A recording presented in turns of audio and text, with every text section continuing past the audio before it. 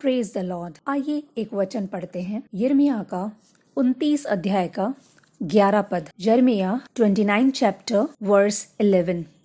क्योंकि यहोवा की यह वाणी है कि जो कल्पनाएं मैं तुम्हारे विषय करता हूँ उन्हें मैं जानता हूँ, वे हानि की नहीं वरन कुशल ही की हैं, और अंत में तुम्हारी आशा पूरी करूँगा। प्रियो, कई बार हमें एहसास होता है कि हम कई बार प्रार्थनाएं तो करते हैं, लेकिन हमारी प्रार्थनाओं का कोई असर नहीं दिखता, कुछ चेंजेस नहीं दिखते।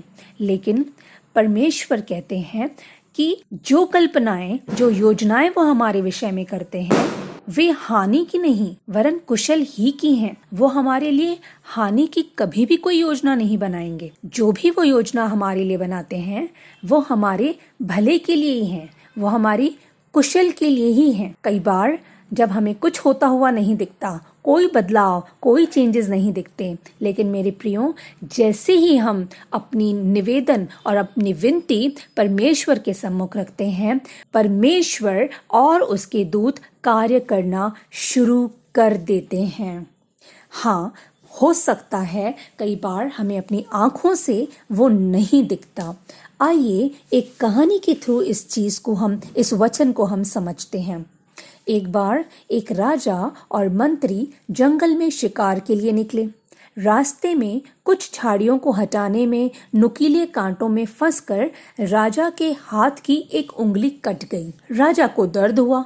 इस पर मंत्री ने राजा को कहा, महाराज चिंता ना करें, जो होता है अच्छे के लिए ही होता है। दर्द में यह बात सुनकर राजा को बहुत गुस्सा आया।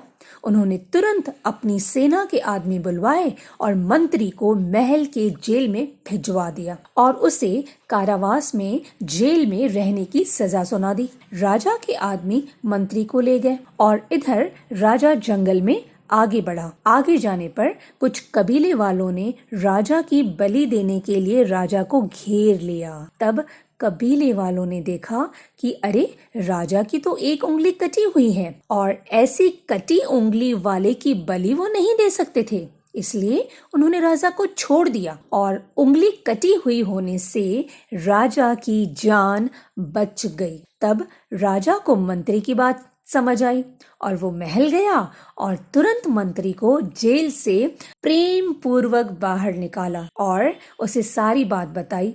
राजा ने मंत्री को कहा, भगवान ने मेरी तो जान बचाई, लेकिन मैंने तुम्हें अपमानित किया, जेल भेजा, इसमें क्या अच्छा हुआ? तब वो मंत्री मुस्कुराया और कहा कि अगर मैं जेल में नहीं होता तो मैं आपके साथ होता, और अगर मैं आपके साथ होता तो कबीले वाले आपको तो छोड़ देते क्योंकि आपकी उंगली कटी हुई थी, लेकिन मेरी बलि दे देते। तो मेरे प्रियो, इस घटना से, इस कहानी से हमें ये समझ लेना चाहिए कि कई बार हमारी लाइफ में ऐसी बातें होती हैं जो उस वक्त तो हमें बड़ी बुरी लगती हैं, उस वक्त तो हमें कुछ समझ नहीं आता, लेकिन और उन बातों से हमें दुख भी होता है, लेकिन आगे जाकर हमें मालूम पड़ेगा कि वो हमारे अच्छे के लिए ही हुई थी।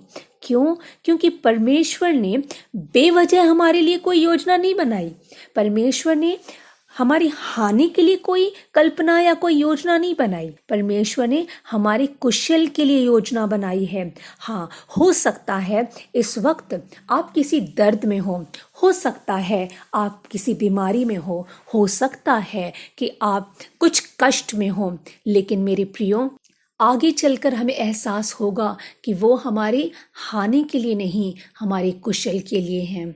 हमें परमेश्वर के सम्मुख, परमेश्वर के करीब जाने की ज़रूरत है। जब हम परमेश्वर के करीब जाएंगे तो परमेश्वर हमारी मुरादों को, हमारी ज़रूरतों को, हमारे दुखों को जानता है। वो हमारे भले के लिए ही होगा, ज़रूर उसमें कुछ भलाई होगी। जब हम इस वचन को अपने दिल में, अपने जहन में उतार लेंगे तो मेरे प्रियो, हम समझ पाएंगे, हम जो धीरज और संयम हमारे अंदर होगा, उस संयम में, उस धीरज में परमेश्वर अनुग्रह करेंगे और हमें हर एक मुसीबत से, हर एक कष्टों से निकालने के लिए भी वो सामर्थी परमेश्वर है।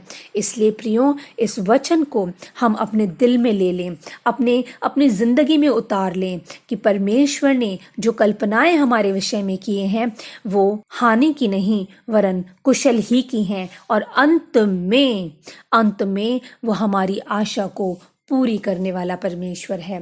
तो हमें किसी भी परिस्थिति में डगमगाना नहीं चाहिए, चाहे परिस्थिति विपरीत ही क्यों ना हो, हमें अड़े रहना है, हमें खड़े रहना है और उस परमेश्वर पर, उस महान परमेश्वर पर विश्वास रखना है, एक अटल विश्वास, क्योंकि वो परमेश्वर ने अपने इकलौते पुत्र को हमारे लिए कुर्बान किया। वो अपने पुत्र की कुर्बानी को ऐसे ही नहीं गंवाएगा, ऐसे ही नहीं जाने देगा। उसका अर्थ है और उसका बड़ा ही गहरा अर्थ है। उस अर्थ को हमें समझना होगा, उस अर्थ को हमें जानना होगा कि उसने अपने बेटे को कुर्बान किया ताकि हम बचाए जाएं। उसने अपने बेटे को कोड़ों की मार खाने दी ताकि हम चंगे किए जाएं। प्रियो, उसकी कुर्बानी को व्यर्थ न जाने दें।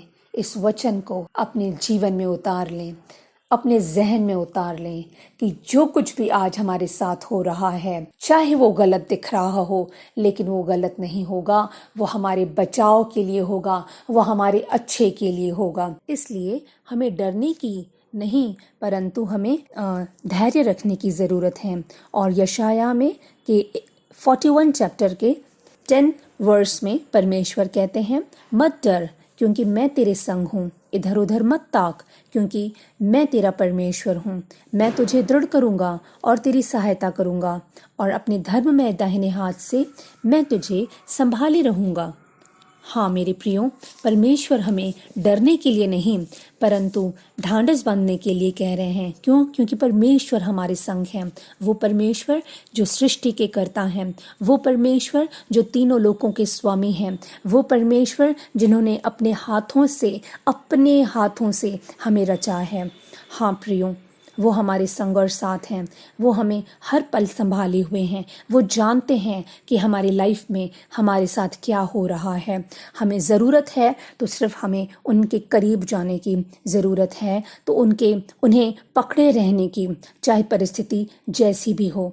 हमें सिर्फ उनके करीब रहना है, उन्हें पकड़े रहना है, वचन को पढ़ना है, क्योंकि वचन के द्वारा ही परमेश्वर हमसे बात करते हैं।